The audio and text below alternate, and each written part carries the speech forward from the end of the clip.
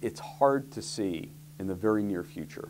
a return to the frothiness that we saw in the credit markets in the '07 period in particular, but even late '06 period. And therefore, the size of transactions that private equity can find accessible is probably back to where it was in the early mid part of this decade. And so for the foreseeable future, I think we're going to see smaller transactions done, and private equity firms, even though they may have very large funds, are going to have to focus on transactions that are more in the